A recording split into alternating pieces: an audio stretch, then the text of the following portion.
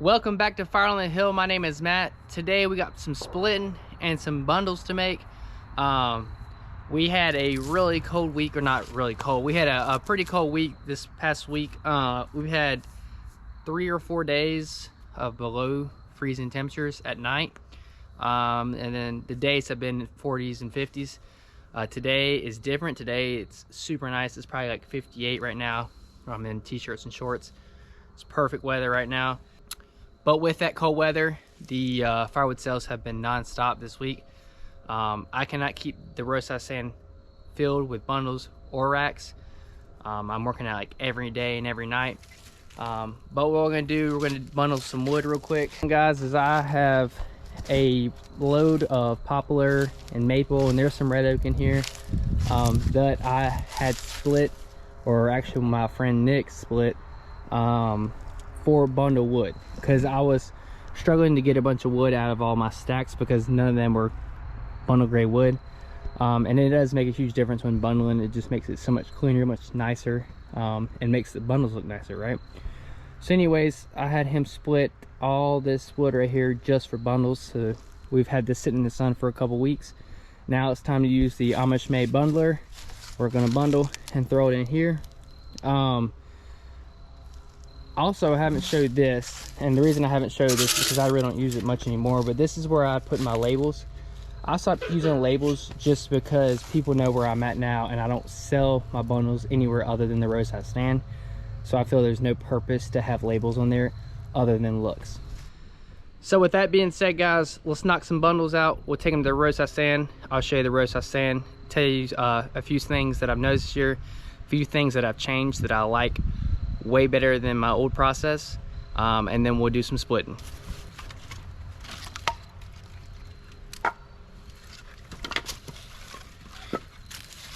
So y'all, one thing on YouTube that's been a hot topic for a while is using a bundler or a bagger stash station to make your bundles. And me personally, I use what I got. This bundler has served me well. I have no bad things to say about it. It does the job. Do I have a preference for bundles and bags? I do not have a preference. I only have a bundler. I don't have a bagger, so I can't tell you if it's faster, slower, or what have you. I see no purpose of me paying for a bagger when I already have a bundler. Plus, I would have to go up on my prices because of bags, and then I also have to fork out money for bags to make that process work. In my opinion, for what I'm doing, I don't see any reason why I should switch over to a bagging station. When this does the trick, I don't have any overhead costs. Also, I don't have to spend extra money to get a bagger. And I really think that bags won't make a difference in my area.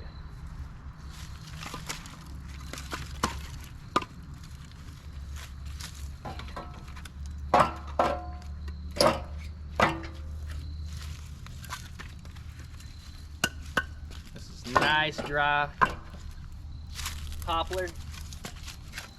Here's some oak right here. I try to do a mix, guys. That seems to be the fan favorite, if you will.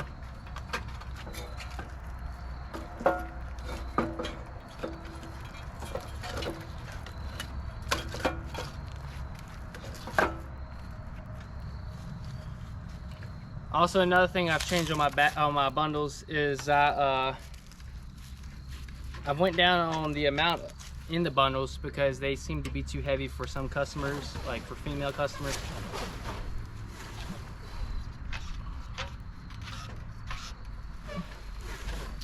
There is one downside to these bundles like this, is when the wrap sits out in the sun and the rain, it does tend to get loose on here for some reason. So you do have to tighten that up every now and then.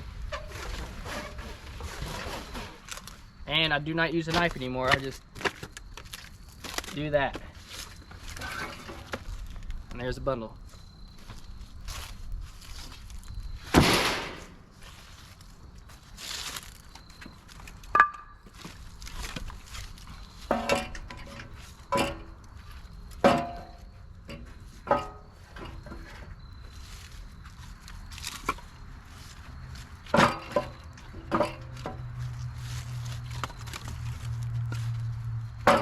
right, enough of me talking. Let's speed this thing up.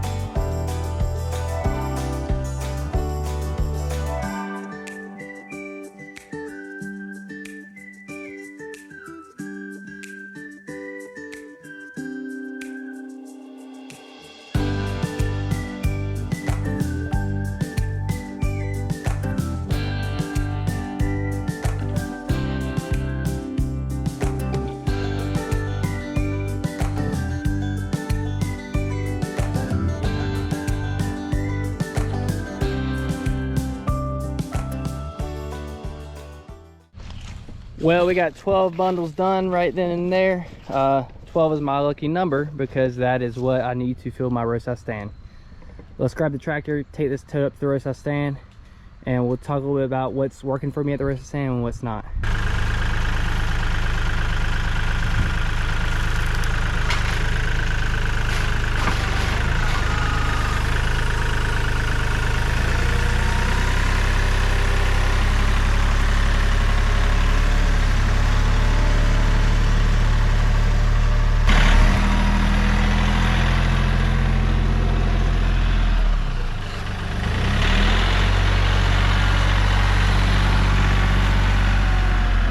So if you hadn't already picked up on it, guys, this ballast box is brand new.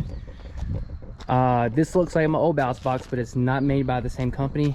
As y'all remember, my old ballast box had a complete failure, and I found out the reason why, and I'm gonna show you right now. So one main difference between my old ballast box, which is this one right here, and my new one is the size of these bolts here. As you can see, guys, these right here were bent all to heck, and that's what made the ballast box give away and just destruct itself. It came with these collars right here that go over top, but you could see those bent too. It was just, they didn't put strong enough bolts to hold this ballast box. What happened was they started bending, and they bent just enough, it torqued the box right here completely open. You can see that right there. So with this new ballast box, guys, this came from Vevor. They sent me this ballast box. It's got the same weight as most ballast boxes, 800 pounds. It's got the 2-inch receiver. It has your holes in the top for any type of tool that you want to use. And I put my gravel in there that I did in the last one. But as you saw in the last clip that I showed you, this is the big difference between this ballast box and my other one. It's the size of these bolts right here. These are sturdy, and these definitely look like they're going to hold up, whereas the other ones didn't. So as everyone says, you don't know how much you like something till you lose it or don't have it. And I tell you what, when I lost my ballast box, it was huge because I couldn't lift up half the logs that I used to. Picking up full IBC totes were impossible. And then just doing this little bit right here with the IBC tote and bundles, this would not work without a ballast box. And the reason being is I get in the grass and I'm on a hill and I go to back up and my back tires are off the ground and they're just spinning. I could throw it in full drive and get it out that way, but that ballast box makes it 10 times easier. Also, another thing about the ballast box that's going to help me tremendously is it will go up high enough so that I can still hook up my other dump trailer on that bottom hitch down there. So that is a huge help.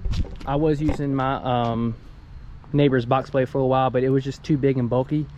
These ballast boxes are really small and narrow, and make it super easy to navigate with that extra weight. So thank you, Vevor, for sending me this ballast box. This is, you don't know how helpful it is to me. I honestly wouldn't buy a tractor or have a tractor without a ballast box. I really wouldn't. But I'll throw the link down in the description of this ballast box. It's actually a good price. And like I said, it looks like it's gonna hold up and it's sturdy. So anyways, let's get these bundles to the roadside stand. So we had 2 bundles left from the 12 that we put out 2 days ago. So obviously have 2 of these on top and that will fit. While we're up at the roadside stand, guys, I want to talk a little bit what I've learned this year that's definitely been super helpful for me. If y'all remember, I bought a roadside stand on wheels, which is still down there. I have to fill it up because it's empty. But that was my way of filling the 20 racks quickly, and it's worked great. But one thing that I wanted to do is make one for 60 racks, but I believe the 60 racks are just too heavy and too tall to make on the wheels. It just wouldn't work. So what I've done, and I've tested this, and obviously this idea is not something I've come up with. I've just kind of taken it and ran it my own way. I found some pallets that were just 3 foot wide and skinny, and I put 3 pieces, so each side is 3 foot, and then of course the top part is just the length of the pallet, which is 3 foot. So these 40 racks are 3 foot by 3 foot, which is the size that I want. But what makes this awesome is I can pick these up with the tractor pallet forks and take them down to my stacks and stack them one time, versus going down there, loading up an IBC tote, bringing it up here and stacking again.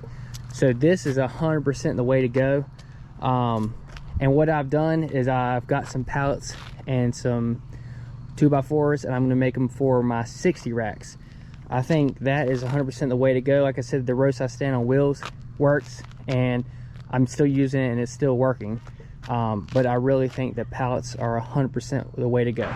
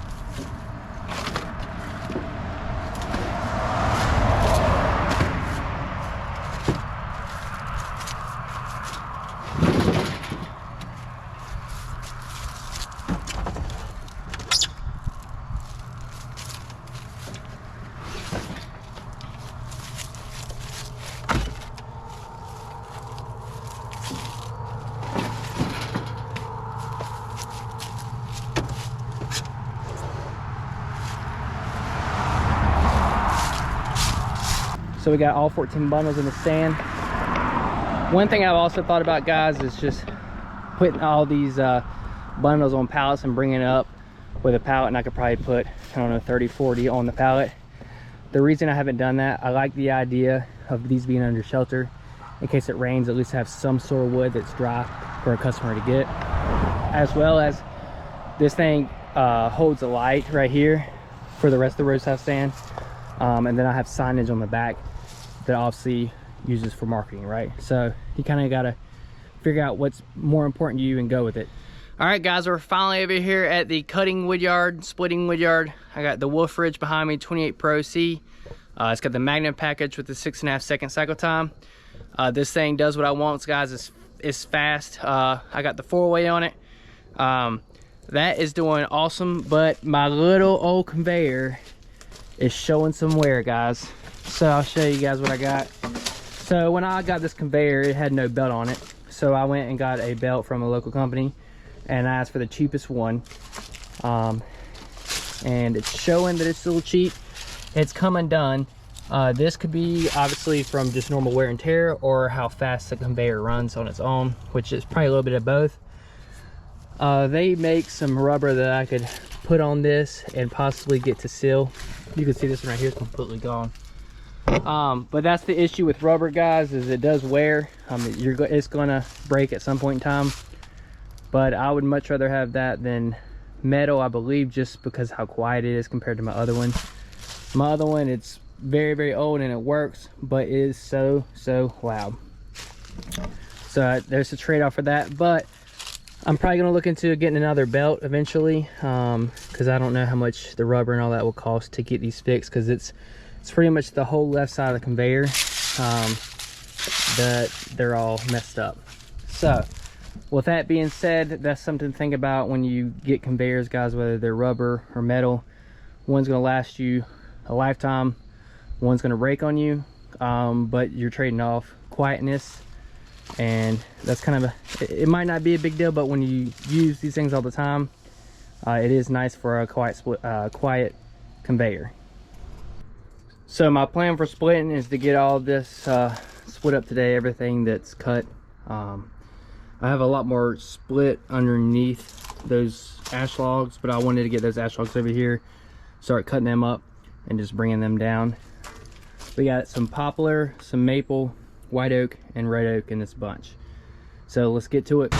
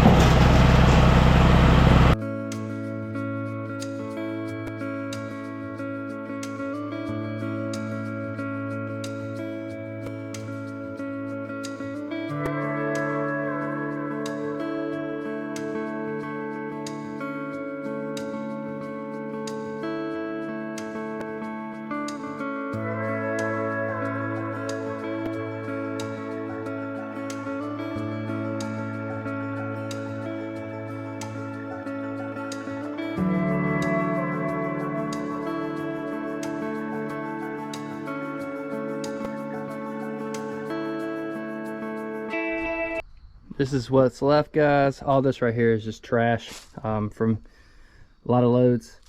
I got this big boy right here. I'm gonna noodle that. I don't fool with these big 30-inch rounds on the splitter anymore.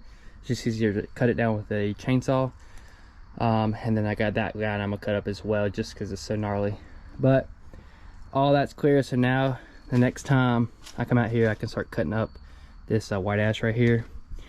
We didn't get the trailer completely full. I mean, it's full, but not completely full. I would say that's a cord there, maybe just a tad bit less. All right, guys, that does it today. We got the roadside stand bundles filled up. The roadside stand's full other than 160 rack, so I'm pleased with that. We got a cord of wood split up today. That Wolfe Ridge is right on the money, guys. That thing is sweet. You know, I don't get tired of splitting because I'm still amazed by the machine, you know. Conveyor, I definitely need to get that belt fixed or get a new belt, because what's happening is on that left side where all those cleats are bent, the wood's not going up and it's just sliding down, kind of rubbing the belt even more. So I definitely need to figure that out. I'll have to just look and see the price difference of getting the stuff to fix it versus just getting a new belt. So we'll see how that goes. But yeah, guys, thanks for watching. Make sure you like, subscribe. We'll catch you next time.